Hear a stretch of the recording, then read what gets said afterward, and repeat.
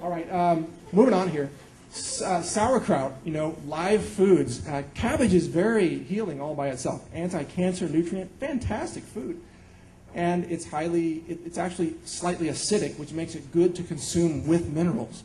So if you're taking a mineral supplement and you need more magnesium or zinc or calcium or trace minerals, guess what? Take some sauerkraut, eat some sauerkraut at the same time. You will enhance the absorption of those minerals. Now I know people talk about, well, we need an alkaline diet, and yes, we do. We need a more alkaline diet. But at certain moments when we want to take in those minerals, it's actually good to be acidic for that meal. There's nothing wrong with being acidic for that time, just that short time period. Overall, yes, we want alkaline foods. We want the green foods, the alfalfa, the spirulina, all of these things. But sometimes acidic actually serves a nutritional function. So it's not like all acidic foods are bad.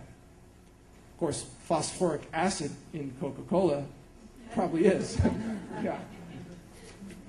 Did you ever actually look online about what they use that stuff for? They have urban legends about, well, we scrub the rust off the bumper of our car with Coca-Cola. No, I looked up phosphoric acid because I was going to do a little experiment with chicken bones, and I found this is what they use to scrape rust off of battleships. I mean, this is what stonemasons use to etch patterns into stone. Phosphoric acid. You can always tell if someone's been drinking too much soda because they have fragile bones, and it actually begins to affect the jawline. People here, are you familiar with the work of Dr. Weston Price? Great dentist, researcher, wrote Nutrition and Physical Degeneration. Fantastic book. And he talks about that, the dental health of populations. When you drink phosphoric acid, it actually dissolves away your bones. Indirectly, because your body has to buffer that acidity with the alkalizing minerals in your body. Okay, wet or water. All of course, the water-based nutrients, such as the B vitamins and most of the phytonutrients, including anthocyanins, the medicines in plants. Those that are water-soluble will, of course, be far more effective if you're consuming wetter water or water with lower surface tension. So all of these different technologies that you see out there, even this Vitalizer Plus machine that has a vortex for the water, or there are many different wetter water products out there on the market. Those are all very useful to take in conjunction with high-density nutrition that includes water-soluble nutrients. It just makes sense. I mean, obviously the nutrients have to get to the cell to be useful, and they get to the cell with water. Yes? You can look at a website called quantumagewater.com, and on it they use something called the stir ones. There's a couple of several stir ones. Quantumagewater.com. The question is, what's the best water additive or machine? I'm still reviewing those. I don't have enough information yet to recommend one. When I do, I'll post it on News Target. But it's a complicated product category. There's so many claims about water now. I mean, I've seen Ohm water, and we all know about the intention with water. And, there are just so many different kinds of water. I'm still sorting through it. I'll recommend a brand when I'm confident about it. Let's move on to anti-cancer phytonutrition. Cancer, they say, will affect 70% of us. Of course, they're using all the mainstream consumers and mainstream foods. That's what they're basing it on. I think it won't affect hardly any of us if we follow this information that we're learning here on the best weekend ever, right? Just put this into action, and we don't have to deal with it. There are basically 4 different ways to protect yourself from cancer, and this is at a biochemical level. There are energetic ways to protect yourself from cancer, of course.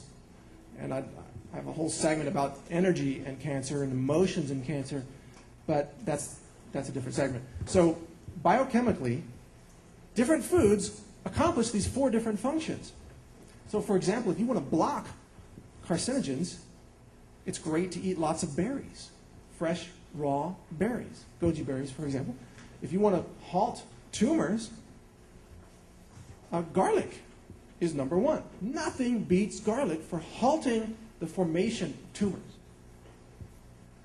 If you want to destroy tumors, or actually cause them to shrink and go away, nothing beats cruciferous vegetables. Broccoli sprouts are, in fact, my favorite. The allium family of vegetables, onions, cabbage, cauliflower, and so on. And if you want anti-angiogenesis factors, that is, remember to stop the formation of these blood vessels that feed the cancer tumors, then, of course, it's turmeric.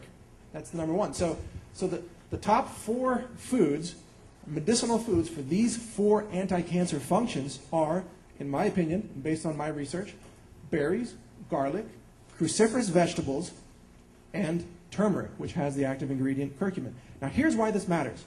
A lot of people say, I'm just going to do garlic to protect myself from cancer, and that's it. I'm going to do massive, massive amounts of garlic, which will cause you to vomit, by the way. Just massive garlic, first thing in the morning. I've made that mistake. Well, 13 sulfur compounds, right away. Boom. And other people say, I'm just going to do berries, I'm going to do the best berries in the world, and that's it. Or I'm just going to do broccoli sprouts. Nothing but sprouts, nonstop. As much as I appreciate that enthusiasm and courage, I think that approach would be better served to have this kind of variety. Have a little of each.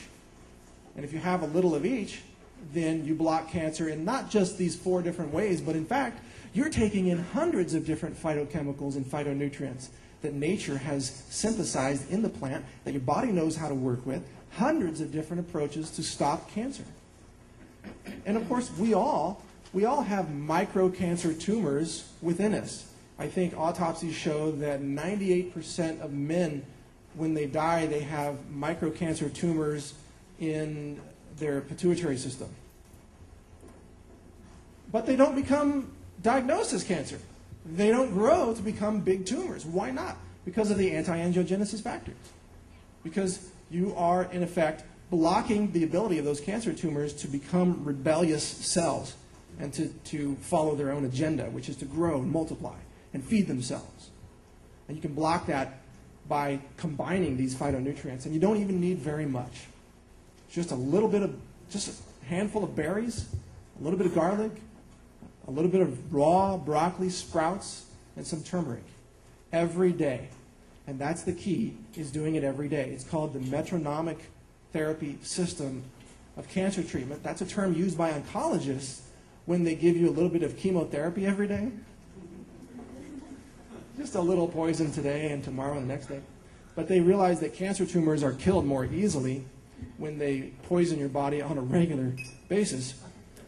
I say, let's nourish the body on a regular basis. Let's protect the cells on a regular basis. And then we don't even get diagnosed with cancer. We don't have to end up talking to the oncologist and dealing with those fear tactics.